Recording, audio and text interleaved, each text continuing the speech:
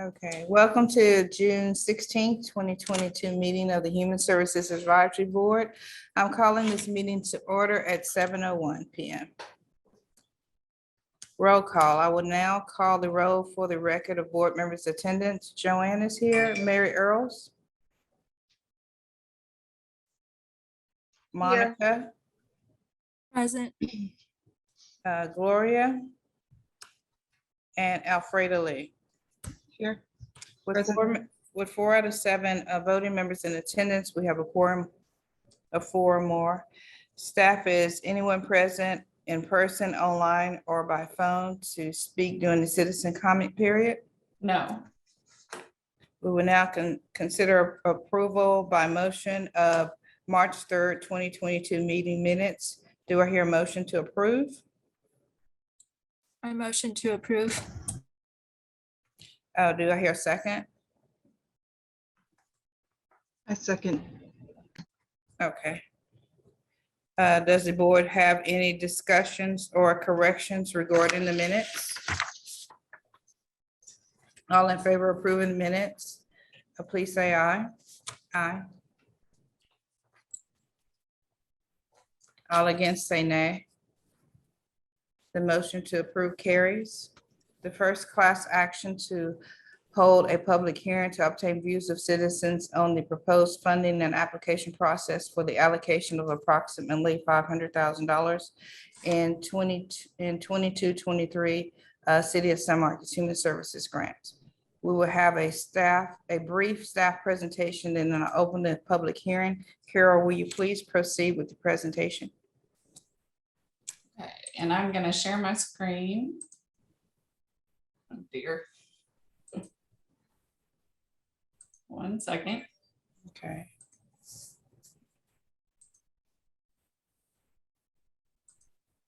Okay.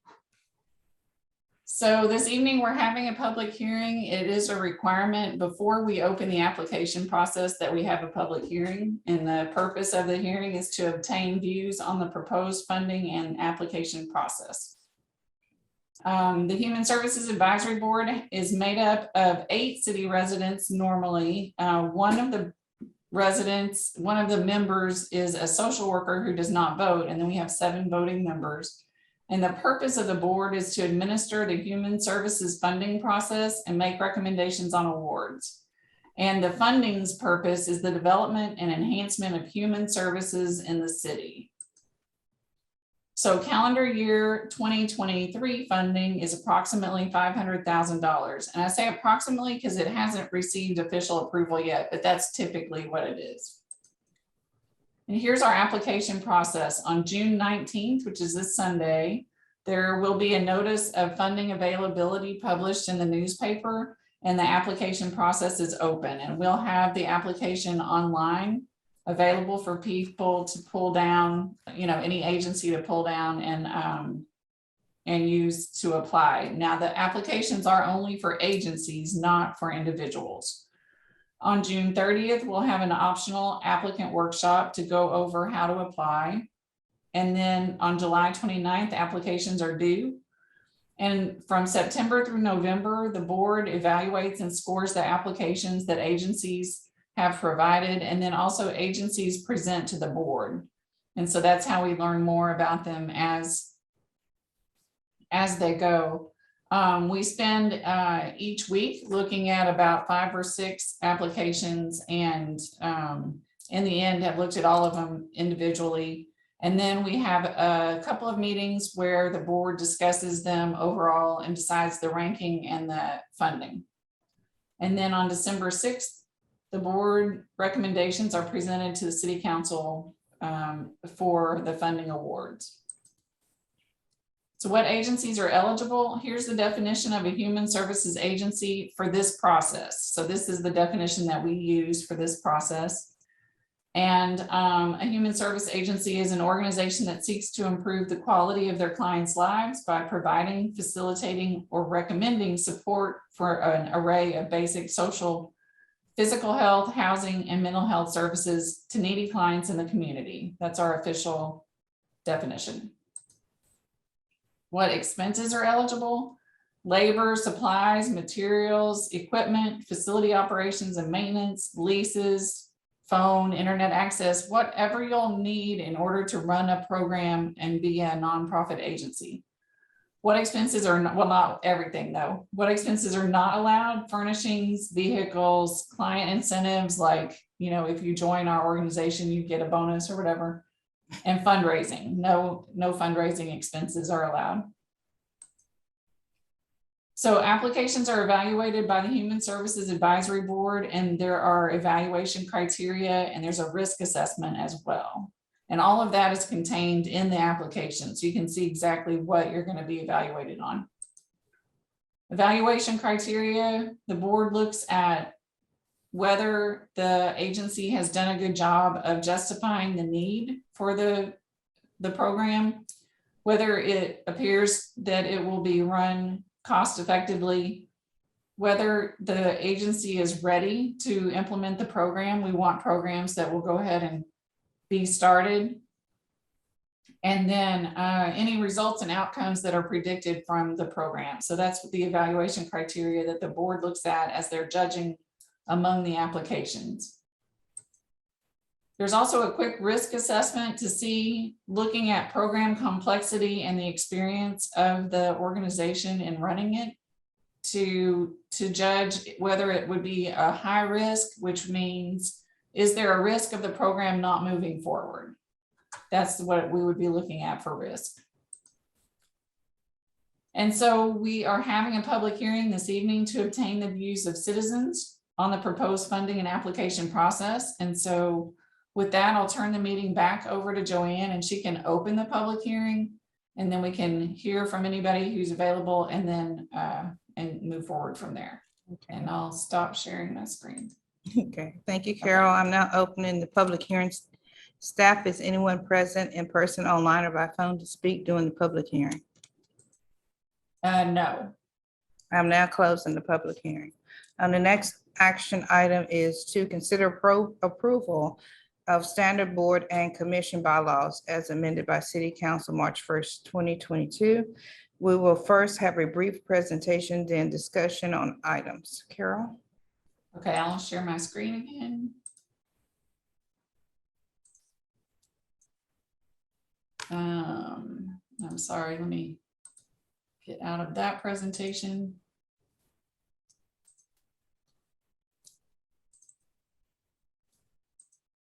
Okay. So as you know, as a board, we have already adopted, I always say we, I feel like we're a team, but anyway, the board adopted the standard bylaws that are required by the city council for any board in the city of San Marcos. And recently the city council made some changes to those bylaws. And so I just need to go over the changes with y'all, and then we just need to adopt them as part of the standard bylaws. So this doesn't actually change anything specific to the board. It actually is just generic things that are for all boards in the city of San Marcos. So the main purpose of the changes was to make sure that boards know that personnel matters are not within the purview of the board. So for example, if this board is discontent in some way with personnel or staff, that is not actually a topic that the board can discuss as a board. Y'all are pretty clear on this. I'm sure you know that your purpose is to review the applications for the grants. And so it would not be typical that you would be talking about personnel matters anyway. A new subsection was added that talks about, prior to taking office, all the newly appointed board members shall attend an orientation, and it will cover specific things like a review of the bylaws. It'll cover the Open Meetings Act and Public Information Act, ethics, and so forth. And so the city clerk's office has put together a new orientation that will cover these topics.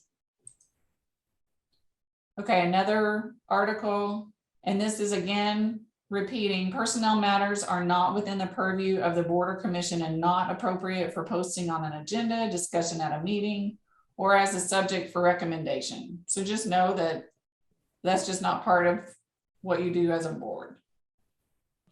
You can see that it also talks about the board and commission or its members are prohibited from giving orders to subordinates of the city manager, either publicly or privately. And I think this is just mainly trying to separate out, the board needs to stick to the board's purpose, and not give advice on matters that are really under the city manager, which would be personnel issues. And that's, I guess, what I just said too. All board and commissions shall adhere only to their specific general powers and duties. So I think y'all have the point. And staff recommends approval of the standard bylaws as amended by the city council. And so now I'll turn it over to y'all to vote on that. Okay. I will accept a motion on this item and then we can have board discussions on it. Can I have a motion and a second regarding this recommendation? Motion made by,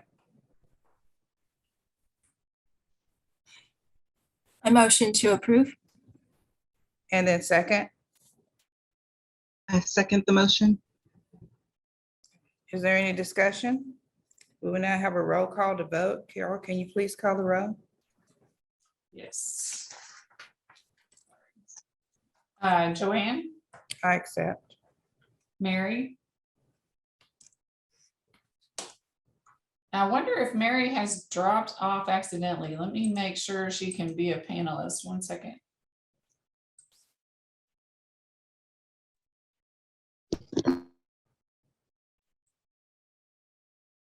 Okay. She's back. Mary, we're having a roll call vote on the amended bylaws. I could hear you. Okay, good. And so are you in favor or against? Yes, I'm in favor. In favor. Sorry. Okay. Okay, thank you.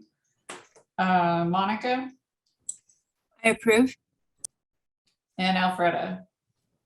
I approve. Okay, so we have 4 yeses.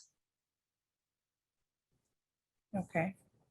Next, we receive a staff training presentation of Texas Open Meeting Act, conflicts of interest, Chapter 171, Texas Local Government Code, and City Ethics Ordinance, and meeting procedures, followed by discussion.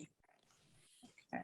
Assistant City Attorney Sam Agar is here to speak with us this evening. Sam, the floor is yours for the presentation. All right, good evening. I'm glad to see you all again. I hope you can bear with me. I'm in a hotel room right now, and so I'm getting some continuing education here today. There are a lot of slides to cover, and we could go on for 2 or 3 hours on something like this or longer. But so tonight is actually going to be very brief, and what I'm counting on is for y'all to go back to the slides so that you can look at the information in more detail, because there's way more that we can cover in a short time through a presentation. But I am going to hit some high points and then try and answer, some of your questions. But one of the things I want to remind you all, we haven't had a lot of contact. I think I'm meeting most of you all for the first time. Last week I met some of you, and then tonight. And so you probably aren't real familiar with the city attorney's office and our role, but I do want to just let you all know that we are here for all boards and commissions for legal questions that may come up. And we're happy to work through the liaison, Carol, or any of her staff, if you work through them with specific legal questions. We can try and address them for you. And also, if one member has a question, it's probably helpful to all the members, because others may just not have spoken up about a similar issue.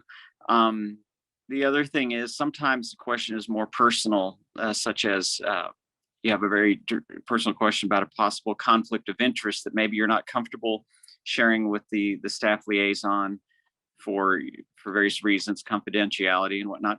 And our office is available to help you with those types of questions too, so that you can feel comfortable proceeding on maybe some sort of action you need to take that you're concerned about a conflict of interest. So with that, I'll zip through some real high level stuff, just high points again, unable to go through the entire, all the minutia in the slides. And Carol, are you able to, or did I lose you all? You sent me the slides. Are you able to put them up? Yeah, I can do that. And then we can go through them together. Oh, I have I the forgot to share my PowerPoint. screen. Okay, I'm sorry about that. Is that going to be a No, problem for y'all? Thought that might be helpful. yeah, okay, 1 second. I'm just a little slow. But I have it right here. And by the way, Carol did a real nice job putting this slide presentation together, and I wanted to thank you for doing that. It's a lot of information. She kind of consolidated it all and added some things related to y'all's board. So if we can go to slide number 2, just an overview. I'm going to talk about kind of 3 key things, but there's some subparts to all of these. But the Open Meetings Act, conflicts of interest and meeting procedures. Whoop. Can you go? Sorry. I got ahead of myself on my slides. I just went to the next one. Yeah, yes. So let's talk about the Open Meetings Act. There are all kinds of things related to the Open Meetings Act, and it can get somewhat complicated at times, but as a general rule, it's quite simple. And that is, have you all heard of sunshine laws? Ever heard that term, sunshine laws? And that is the idea that you think back in the old days, a lot of government business was conducted behind closed doors and out of the light of day, so to speak, and away from the public. So the public was unable to see the deliberative process, the motives for maybe the way a public official voted on a particular matter. But also, that kind of secrecy breeds a certain level of suspicion, like, oh, well, what happened behind those closed doors was their graft or bribery or influence, some sort of influence, or who knows what went on behind those closed doors, right? So the Open Meetings Act is essentially a sunshine law that basically says governmental bodies and public officials, when they're acting on matters of public business that's within their purview, they need to act in the light of day, can see the deliberative process. So that's really the basis of that. And what does that mean? Well, it doesn't do any good just to say you're going to post a meeting, right? Or hold a meeting. You can't give people 5 minutes notice, and you can't just say I'm having a meeting and not tell the public what it's about. So the basics of a meeting, you have, if you give notice, and you have to describe what will be discussed. You can go to the next. So what does the law tell us? What the legislature has determined in Texas is that people should have at least 72 hours notice of a meeting. In San Marcos, we tend to have more notice than that whenever possible. There are times when, emergency situations or staffing issues or whatever, where we don't get a whole lot more advance notice, but as best as we can, we usually provide the public more than 72 hours. The other thing is the subject. In the old days, people used to, and some of you may be on nonprofit boards where they have subjects like new business and old business. And that works real well for a nonprofit. But for a governmental body, that doesn't tell the public anything about what you're going to discuss. And the whole idea of disclosing the subject matter of an agenda is so that the public says, well, I might have an interest in that topic now that I know what it is. So you want to give the public that opportunity to decide if it's important enough for them to attend your meeting or to perhaps send in a written comment or to speak on the matter. So they have to be listed. What about discussing things that are not on the agenda? That's sort of on the same principle. The public needs to know what is going to be discussed. So if it's not on an agenda, you cannot discuss it. Why is that? It's because it's for the benefit of the public. If you all start talking about things they don't even know about, they're going to say, I sure wish I would have known you were going to speak about that because I would have shown up to the meeting, for example.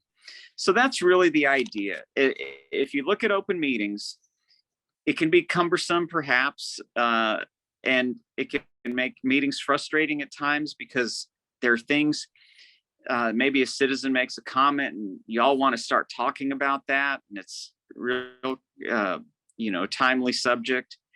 But doggone it, that darn Open Meetings Act. But it's more about the public disclosure to maximize public participation and knowledge and transparency, and it's less about convenience to the governing body or the body that's subject to the act. So if you look at it from that perspective, it kind of makes a lot of sense. Just as an average citizen, you would want to see that everything is transparent and you have those opportunities. Next slide, please. Okay. I understand sometimes you get citizen comments where somebody raises an issue and it's of concern to you all. By the way, if I'm speaking, feel free, raise your hand if you have a quick question. But typically, citizen comment, go back to the principle. Citizen comment, they're allowed to speak about anything. They can talk about city council, they can talk about the planning and zoning, they can talk about climate change, they can talk about the war in Ukraine. That's what the law allows for citizen comments, because we are an open government and we provide a means for our citizens to speak on issues of importance to them. However, that does not mean you as a body have the ability to then follow up on that topic, that because it's not posted on your agenda. But what can you do when it's something that's within your purview, having to do with, say, funding allocations or things of that nature that's set out in the city ordinance? You all can work with staff and you can place an item on a future agenda. Sometimes a very basic question is answered. So very basic factual information can also be provided, such as, when are you having your next meeting? And I'm giving you probably an oversimplified example, but when's your next meeting? Okay, that's a factual thing. Staff can answer that, or the chair can answer that question. But then once the answer is given, there can't be discussion on it any further. All right. Let's go on to the next. What is a meeting? That seems like a quite simple concept, right? Meeting is a quorum of you, or you all gathered together in a room or by Zoom, right? That's a meeting. But it gets a little more complicated than that. And the real concept, as a legal concept, is a meeting is when any four of you, in your case, I believe you're seven voting members, and That's correct. quorum of your board is four. And what the law basically says, if any four of you in some form or fashion deliberate on one of the subjects of, matters of public business within your purview, that constitutes a meeting, even if you were not assembled all together in the same room or in a chat through Zoom, right? And the example would be, you all exchange emails together. So four of you are exchanging emails and you're talking about, how you might vote on something or what your concerns are about something. And all of a sudden, four of you all know how you're going to vote or what's influencing your decision making. And the other three, first of all, don't know about this, but more importantly, going back to the fundamental purpose of the act, is that the public did not get to see that exchange. So that actually constitutes a meeting. 4 of you exchanging emails, 4 of you exchanging phone calls. And a reminder, it doesn't mean you're all together, say on a conference call. It can be members A and B first talk to each other, then B calls C, and C calls D. And that's at the bottom of the slide. That's a series of meetings of less than a quorum, but by the time all 4 of those have communicated, there's 4 of you that have basically deliberated the item. And what often another thing to keep in mind, technically, as long as it's not a quorum, it's not a true violation of the act, but keep this in mind. Say 3 of you discussed a matter and one of you 3 didn't even realize that maybe others have been talking about it, but one of you 3 talks to a 4th member. All of a sudden, it wasn't intentional or anything like that, but next thing you know, it happened, and there's this issue was, did a quorum of you have a meeting under what constitutes a meeting under the act? Do y'all grasp that? Does that make sense? Okay, just let me know if I'm not making sense or I need to clarify. So that's the big takeaway there. Meetings should always be public. If it's public business, what my boss likes to say in one of the slides, let's go to slide 10, I believe. And this is I love this slide. This is courtesy of my boss, the city attorney. And is what's the safest course of action? Wait until the meeting to have the meeting. It's real simple. So a lot of times you get citizens may call you, and it can be frustrating because the citizen wants to debate with you, but you don't know if that citizen has called 3 other members, and now 4 of you have engaged with the citizen as well. So a good response when the citizen calls you something is say, thank you for your concerns. I'm happy to, hear about this, and we'll discuss it at the meeting. Or at the bare minimum, if somebody does call you, ask them, have you spoken to any other commissioners or board members? And if you're the only one, again, it's not a violation, but whenever it's possible, as diplomatically as you can, it's best to just ask them to come to the meeting with their concerns. And why is that important? They've singled you out to express their concerns. Well, those same concerns, I would think, would want to be shared with all of the board members. So the best thing is if you can invite that person to either attend the meeting to share those same concerns with everybody, or send in a written comment, rather than you being kind of the sole custodian of sort of this information and the others don't have the benefit of that. So, all right, next slide. This is just going to be real basic on this. One thing, the Public Information Act. The bottom line is, in the course and scope of your duties as public officials on this board, anything that you put in writing or in a recorded fashion, such as a video, audio recording, if it relates to public business that's part of your responsibilities, that is public information that could be subject to disclosure. And what is the caution there? First of all, just be real careful what you put into emails or text messages or phone messages, because, for example, you don't want us badmouth people, right? Be diplomatic, because all those things can become public potentially if there's a request for that information, right? Just always think of whatever you put in writing, assume that, how would it appear if a third party saw that same email or message, correct? Like, or, anyone, a citizen, whoever sees it, keep that in mind. So always be diplomatic.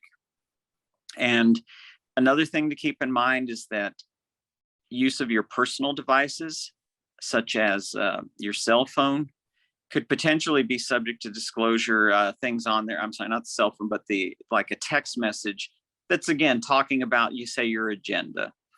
That could be public information, even though it's on a private device. Private information, that we don't have a right to be looking at your personal messages about, whatever's going on in your life. But if you're talking about the agenda, that text message could be public potentially.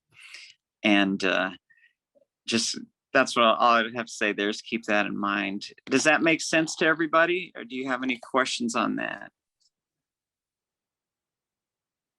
All right.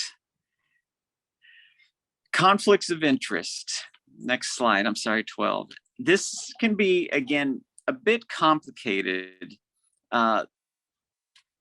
And I'm sorry, my screen just went blank. Give me a moment.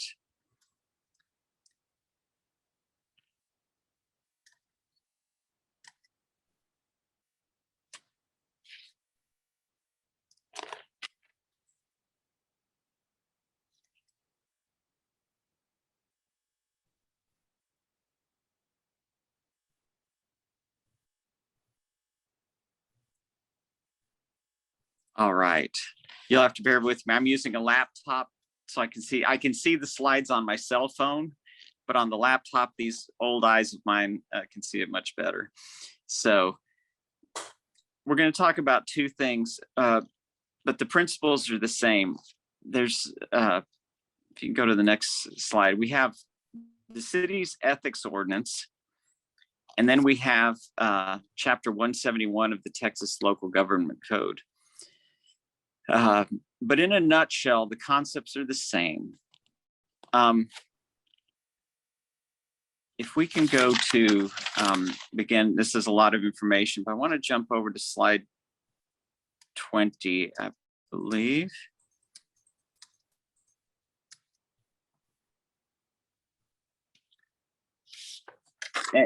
And more or less the same principle applies to Chapter 171.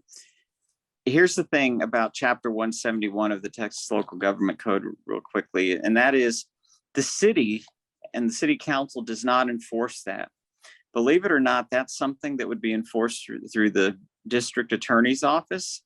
And what does that tell you? That it carries potential criminal penalties and sanctions, right? It's a criminal offense to violate Chapter 171. And basically what you're looking at is whenever you have an economic interest that's affected by your official action, that conflict of interest could potentially be illegal unless you abstain from the action. And so if you violate Chapter 171, well, good luck with that one, because that's sort of outside of the control of the city to deal with. But that's an extremely rare situation, and we've been fortunate, knock on wood, we haven't seen those scenarios arise since I've been here. But what is more common here is we've had allegations of violations of the city's ethics ordinance. And I mention allegations because just because there's an allegation doesn't necessarily mean there's a violation. And that is why we have the Ethics Review Commission, and they're going to review any complaint about an ethics violation. They make the ultimate determination and findings regarding that.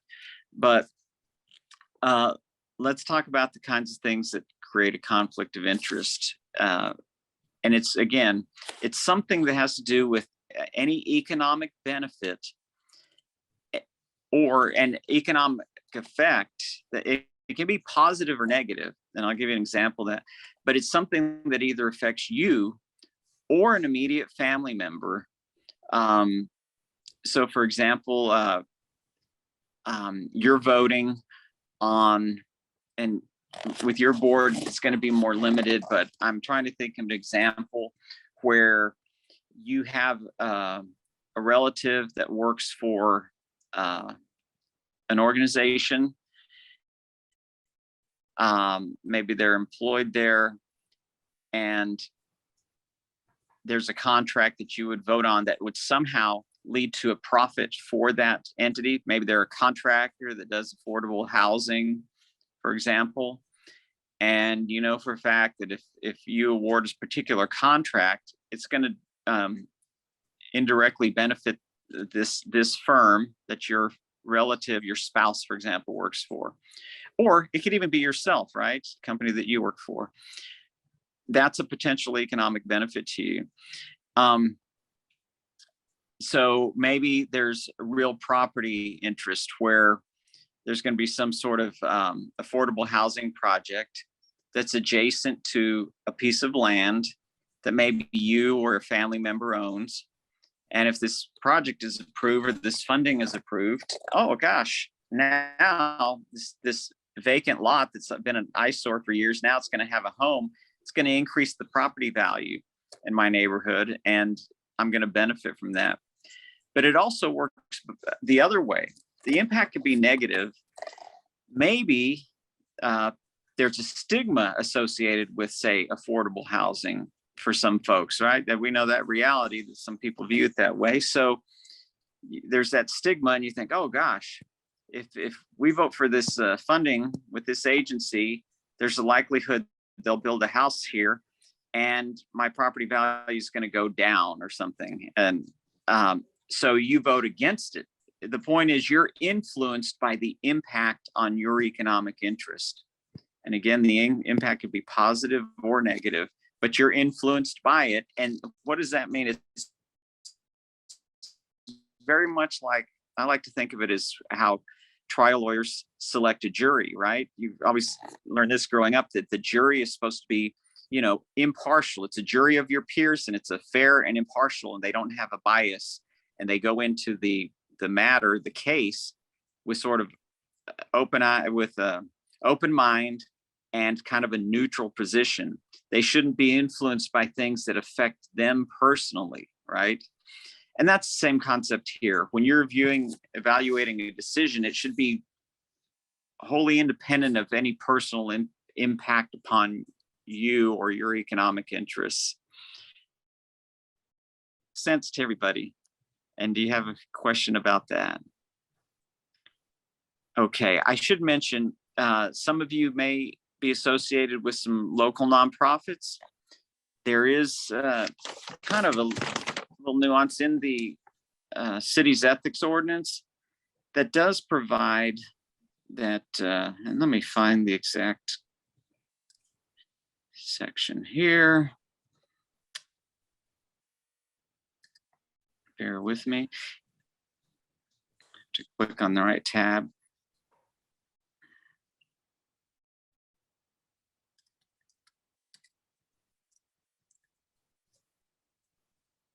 All right. When the city's ethics ordinance talks about an economic interest, it does mention that service by a city official as an officer, director, advisor, or other active participant in a nonprofit, educational, religious, charitable, fraternal, or civic organization does not create for that city official an economic interest in the property of the organization. So there may be occasions where you have some association, maybe you're just a volunteer, maybe it's some river cleanup group, or what's the Greenbelt Alliance, for example, and you all volunteer and participate with some of their activities, and then you have some funding agreement that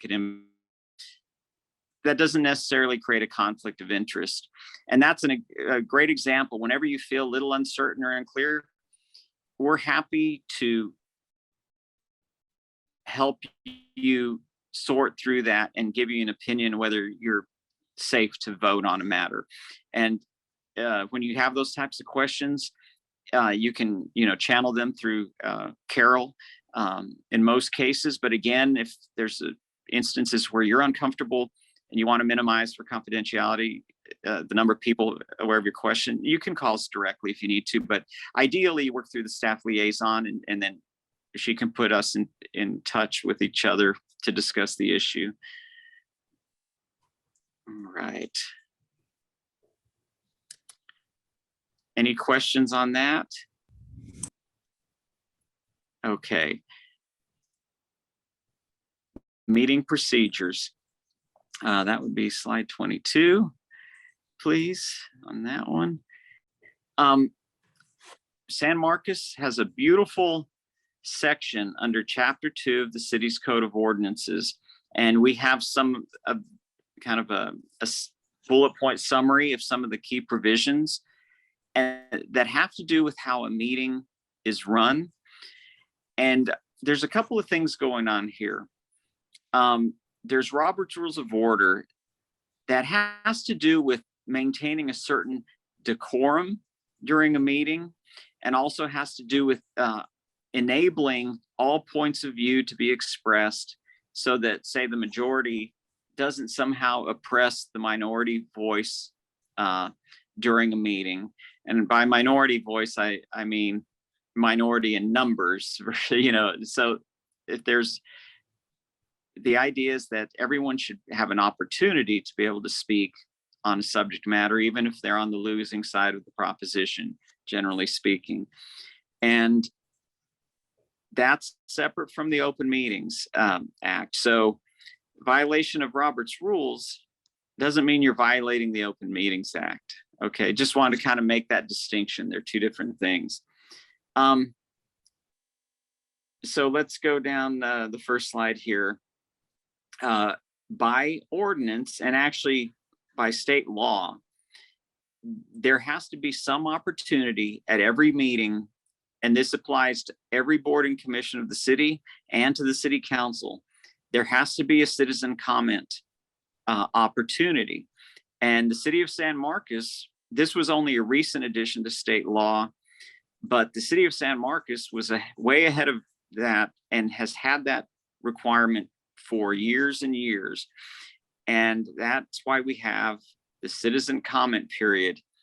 And it's interesting, again, it's this notion that you can come and talk about climate change or the war or the economy or your dislike of a U.S. senator or the president, whatever it be, within limits, of course.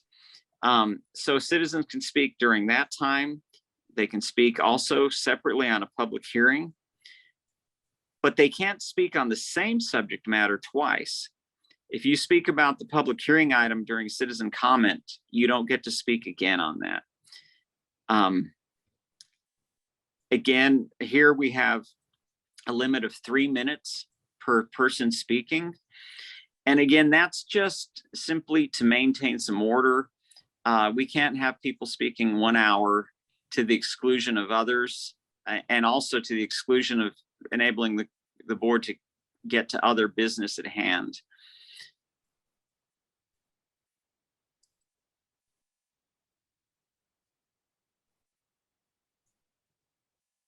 All right, if you can go to slide 24, please.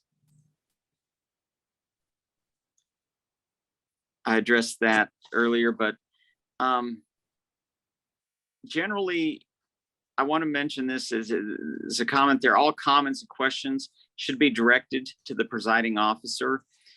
And this is important fact because this is true of the commission as well. When you have a question or you would like to raise a point, you should always try to be recognized by the chair first, or raise your hand or something like that. But same with the public. It's sort of a, to maintain order and decorum, and the chair should be addressed, not just the commission and your members. Wait for the chair to recognize you and then raise your point if possible. Y'all seem to be a board that seems to work well together, and that may not be a real issue, but sometimes when boards don't get along real well, it can be an issue. I think in your case, it's probably nothing to really be too concerned about. The next slide. this is important. We actually have rules. This is actually in city ordinance. And members of the public are prohibited from shouting, unruly behavior, distracting conversations, things of that nature.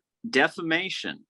Now, one of the things about defamation, it's a fine line between opinion and defamation. And often the chair or members of the board, you're not in a position to know, is something defamatory or not? Maybe they're saying something about a person. Well, do you shut them down because you say it's defamatory? Well, you know, in most cases, you may not necessarily know if it's defamatory, unless you happen to know something about the person they're speaking about. But anyways, if it's defamatory, they can be shut down. Intimidation, personal affronts, pointing the finger and threatening, yelling, threats of violence, profanity, all those things need to be controlled. And because we have an ordinance, that gives the chair some authority to say, hey, we're going to shut this down. And if you don't want to adhere to our rules of decorum, we might be able to do something about that. So anyways, on that slide, you see all the things that are, really not permissible under our ordinance. Next slide, please. Okay, so we actually have enforcement, and you all don't have a police officer present, but I've actually been to some meetings that were contentious where over the years, it's very infrequent, but where it's been requested to have a police officer present because we knew it was going to be something controversial. And I'm not talking about the count. This was at a planning and zoning commission meeting. This is quite a few years ago now. But one meeting I had, the police officer actually removed the citizen because they wouldn't adhere to the city's rules. But we do it sort of like an employment disciplinary matter, so to speak. First, you kindly request that the person ceases the violation. Okay, they got that warning and they still continue. Okay, now I'm warning you. You're gonna have to leave the meeting if you don't, stop yelling. Okay, they just ignored the chair again.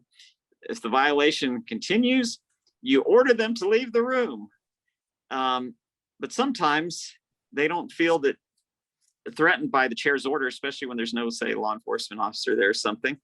Well, if they don't leave, they can be physically removed by a peace officer, right? The beauty of some of these virtual meetings right now is that if somebody is behaving like that, whoever is in control of the Zoom meeting can actually basically shut off their audio and video, and that pretty much puts an end to that. But it should be noted,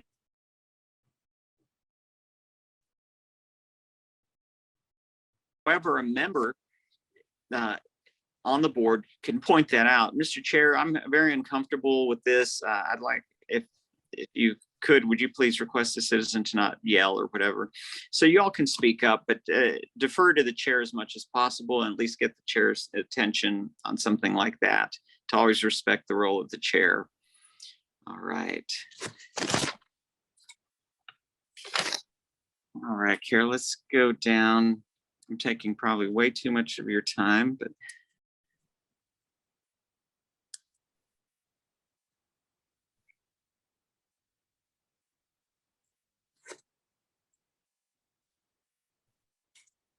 let's see, the public hearings, I think we talked briefly about that, is that a reminder there is that if they speak about the subject, that's the subject of a public hearing, they speak about it during citizen comment, then they've used that opportunity. They don't get to come back and speak during the public hearing portion. So it's really at their election whether they want to talk about it at citizen comment or wait until the public hearing.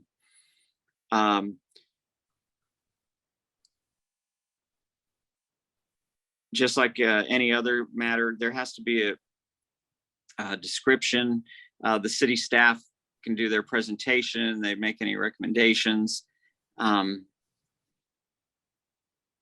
then if there's any applicant for that you're having, that's associated with the public hearing. The applicant always gets to speak, then the public can speak. All right, next slide.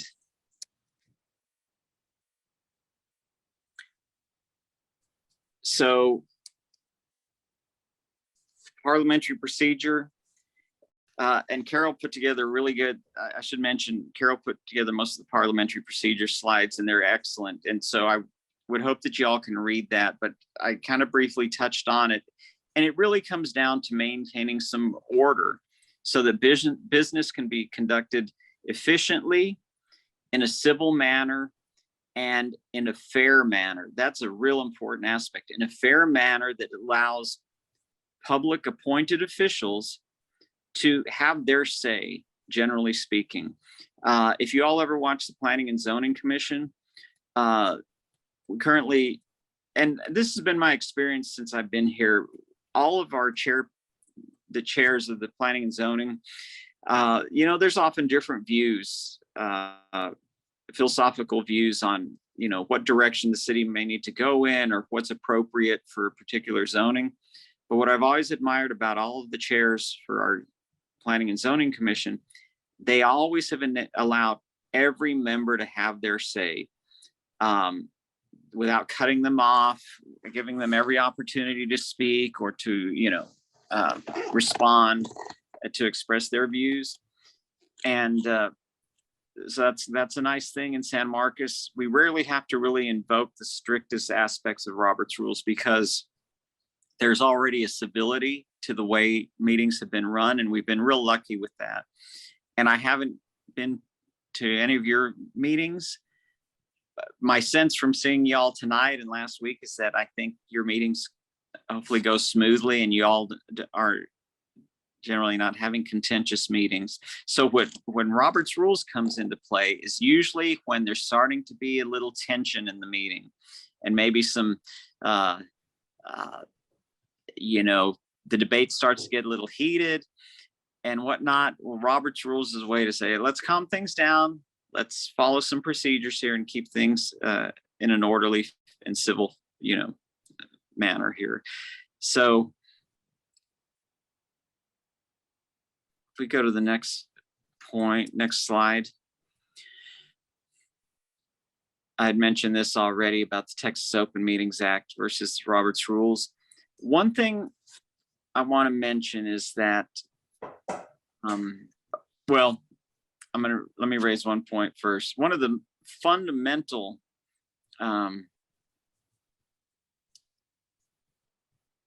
if we can go to, and I apologize, Carol, I think you had to slide on this.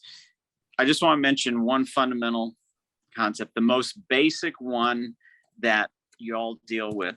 And that is, and I just tonight saw a beautiful example. I just thought you did an outstanding job. My hats off to the chair. The way you handled the agenda, because I've seen public bodies, as soon as the agenda item is called, they go straight into a debate, but nobody's made a motion. And they start talking about it. And what happens when that happens? Well, nobody is brave enough to make that motion to approve or a motion to deny or anything in between.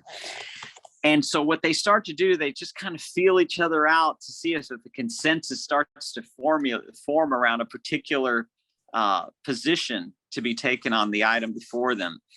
Well, in my experience, that kind of takes twice as long as when a motion is made first, because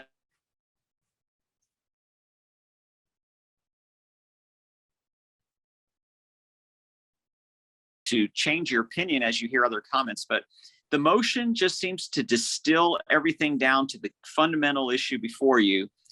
And it enables you to take a position and get ready to defend your position and take action on the item quickly. It really expedites matters. So if you have a discussion item, always first, please get that motion and a second. I've seen situations where a motion is made and nobody's quite brave enough to make that second, and somehow the board starts talking about it. No, no, no, no. You got to get that second. So first have a motion and then a second. Why is it you want a second?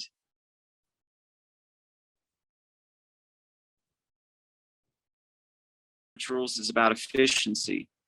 If you get a motion and you start talking about it, it's wasting everybody's time, because if you can't even get a second, that means that nobody supports the motion.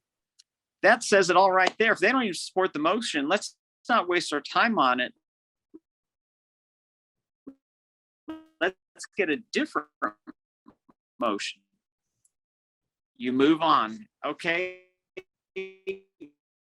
Motion fails for lack of a second. Do we have a different motion? I don't know if that situation has come up with y'all, Carol, or any of y'all. Does that come up before? I don't think so. We usually have a motion and a second right away. Yeah.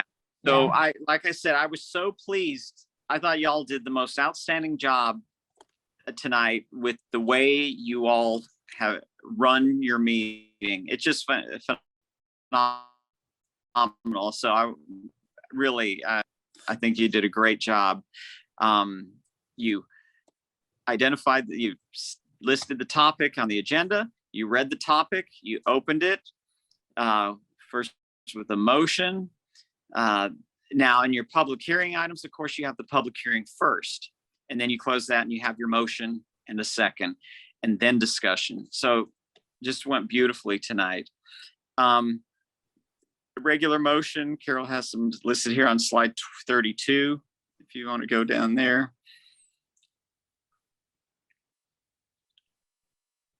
So this item number 7 on that slide, personal remarks during debate are always out of order. One of the things that happens, and sometimes it's very unintentional and it kind of sneaks in on you, where somebody makes a comment in support of their position, and somehow that comment is construed as maybe an affront to somebody or some group or some constituency or whatever. So another member feels the need to respond to that. And then all of a sudden, it's two of the members kind of starting to have an argument between themselves that's almost more personal than it is having to do with the actual business at hand. Well, items under parliamentary procedure, any comments you're making have to be what's known as, they have to be germane to the item at hand. And so item number 7, personal remarks are not germane. And I've seen it, I don't know how many times I've seen it. One member feels the need to defend themselves, and then the other member gets defensive about that because, oh, you're questioning the intention of my comments, and then they feel the need to respond. And sometimes it's hard to identify because there's a fine line sometimes between personal remarks and the merits of the matter.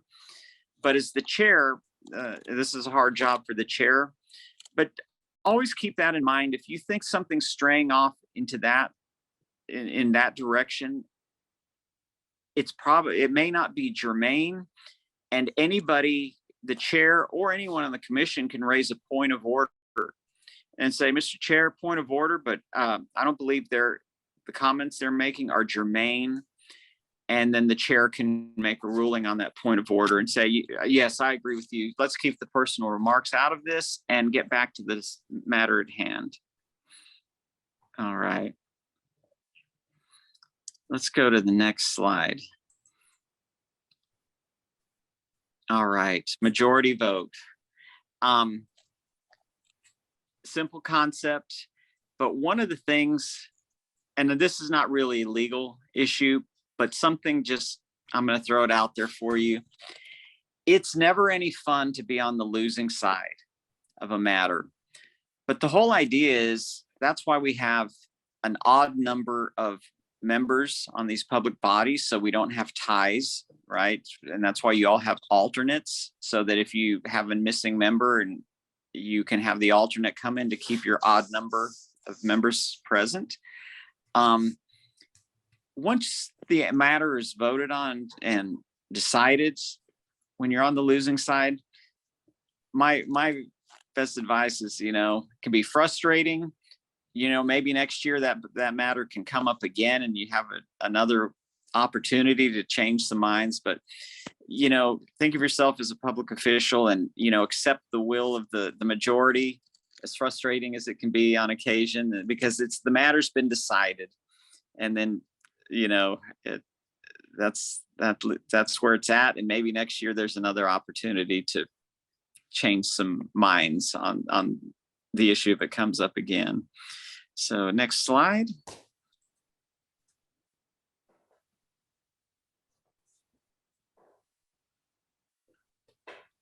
This may be more detail than needed. Yeah, I Yeah. think good. I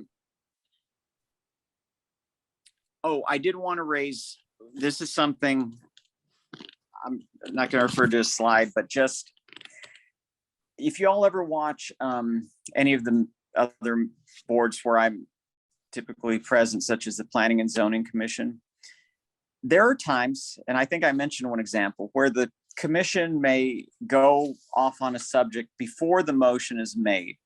That's extremely rare, but it has happened on occasion. And sometimes I will let that happen. And why is that? Why? One, because it's not a violation of the Open Meetings Act, right? It's a posted topic, we're talking about that subject. Two, really, it's not my role to raise a point of order, technically. It's actually the role of the commission, or in your case of the board, one of your members to raise a point of order. It's typically not my role, even though as a practical matter, staff and the attorney, when they're present, are the ones that will usually point these things out and say, yeah, Mr. Chair, it would be better if you had a motion. I always try and be as diplomatic as I can, say it would be better to have a motion and a second before you start discussing it. But again, I don't always do that. It's a matter of you kind of go with the flow of how that meeting is going that night. And so there could be occasion where, say I'm at one of your meetings and I don't raise that issue that's technically not consistent with Robert's rules, because I'm going to let the commission or the board member raise the point of order. Then if the point of order is raised, the chair can say, you know what, you're right, we need a motion. And it's kind of a case-by-case scenario for me, but it's not that we're disregarding Robert's rules, but it's what we're trying to do is give some latitude to the governing body or the body itself to decide for itself when a point of order is necessary. In other words, if you all are getting along and everybody's happy and content and there's no arguing and there's no infighting and it's very civil, my feeling from legal is we're going to let you all just have your discussion. Yeah, maybe you should have had a motion first, but it's civil, you're all getting along. And your silence, there was a slide, Carol had a couple of slides back, silence is consent. That's kind of the concept with the point of order. When you don't raise that point of order, your silence is sort of, you're acquiescing in sort of suspending, if you will, suspending the rules. It's like, okay, if y'all are good with it, we're not going to make a federal case out of it. We'll let you kind of go forward. And I just wanted to point that out. That's why sometimes you'll see a meeting where it's kind of like that and we're not interfering. It's just a kind of each scenario is different and it's just a matter of how the meeting's going that night. All right. Do y'all have any questions? I'm not sure that I've sent these slides out to the board, and so I'll be sure and do Okay. that after the meeting so that y'all can I have them apologize. to refer back to. For part of the packet and that, so I apologize for making that assumption. I hope I didn't throw the board members off there. I just can't remember if we sent them, but I'll definitely send it tomorrow so that everybody can have them. Oh, I do want to point out another thing. I think I mentioned this once, but I cannot emphasize enough to really allow the chair to maintain some control of the meeting. And how that works is as best as you can, and especially with the Zoom meetings, I think it makes it much easier. But try to be recognized by the chair before speaking. And it's not so much that you're being disrespectful necessarily. It's sometimes just the meetings are recorded. Staff is trying to take minutes. Two people are trying to speak at the same time. And I think it just helps the chair if everybody kind of waits their turn. And I think if things go well, you'll get your turn, but if you just have the patience, and it just helps the chair out, but it also helps with the recording of the meeting and the minutes of the meeting. And with Zoom, you just can use the raise hand function. And if you're in the same room, you just kind of raise your hand, try and get the chair's eye or attention, maybe some eye contact. And I think the chair, whoever's the chair at any time, will really appreciate that.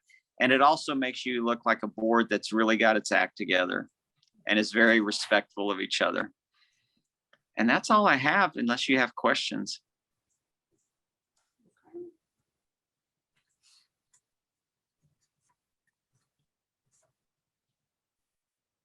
So Joanne, it's over to you. And thank you very much, Sam. Yes, and I know that was way too much. That's why I would really like you all to go back and look at those slides. And as I mentioned, we are always here to answer questions. So because nobody can walk away from that flurry of information and like, oh, I've got it. It's just not possible. So please don't hesitate. You got questions? We'll do our best to kind of work through them with you. And oftentimes, I should mention something else. We're not the attorney for any individual member, right? We're really the attorney for the city. But except in situations where a question you have is maybe very personal, related to a conflict of interest, if it's a procedure type question or whatever, usually our idea is if you have the question, we would like to share the answer with all of the members when possible, because there's no reason anyone should have exclusive, inside information on something, or, it's probably beneficial to everybody. Say it's a procedural question. So just keep that in mind. We're not your personal attorney. We're here to help the whole group and the city organization. So if you have a question, it's probably helpful to everybody if we provide that answer. So, all right. Thank you very much, Sam. The floor is now open for discussion. But I'm holding my cell phone. I don't really have a good setup here in this room. Okay, y'all. Thank you. I'm going to drop off then if you don't have any questions. Thank you. This is very helpful. This was. All right, Carol, can I drop off then? Sure, yeah, go ahead. And Madam Chair? Yes, good? tag you. If I We're drop good. off? Yes. All right. Thank you. Thank you so much. Real nice kind of semi-meet you virtually. Have a good evening. You Okay, too. thank you, you too. The floor is now open for discussion. Do any board members have comments or questions about the information presented? The next item on the agenda is to, yes, go ahead. So when we get the slides, if we have questions, can we just email the questions to maybe Joanne, she can forward them over, or to Carol directly? How's that gonna work? Let's say Carol. I'd recommend emailing them to me, yeah, and then I'll email them to Sam, and then he'll reply and provide all the board members the answers. Okay, thanks. Are there any more comments or questions? The next item on the agenda is to receive updates from board members on activities since the last meeting. Do any board members have updates or reports on activities since the last meeting?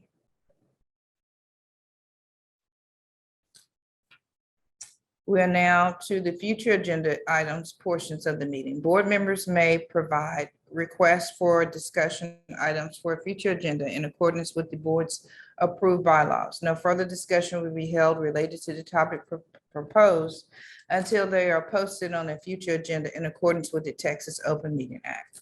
Do any board members have requests for future agenda items? Finally, we have the question and answer session with press and public. This is the opportunity for the press and public to ask questions related to items on this agenda. Staff, is anyone present in person, online, or by phone to ask, to speak to this agenda item? No. Thank you all for participation. Do I have a motion to adjourn this meeting? The motion is made by. I motion to adjourn. Alfreda, thank you. And do I hear a second? I second. Mary, thank you. Second the motion. All in favor, say aye. Aye. Aye. Aye. All against, say nay. I will now adjourn this meeting at 8:12 PM.